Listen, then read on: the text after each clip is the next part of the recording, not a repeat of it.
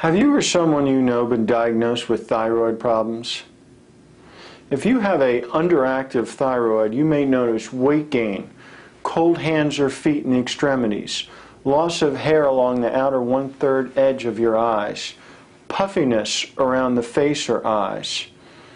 If you have hyper or increased thyroid function, you may experience anxiety. It may feel like your heart's about to race right out of your chest. You may be experiencing rapid weight loss. If you're suffering from any of these conditions, you may have a thyroid problem. If you're tired of just taking the medication and being told that you just have to deal with it, I encourage you to click on the opt-in box on this page and watch our full video on how we use our successful protocols that help people who are suffering with thyroid problems. If you watch that entire video, at the end of it, you'll see that there's an offer. That offer may just change your life. We use metabolic and neurological treatments to evaluate what's happening in your body and correct it.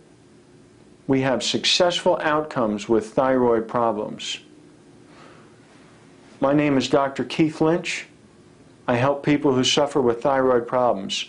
I look forward to helping you.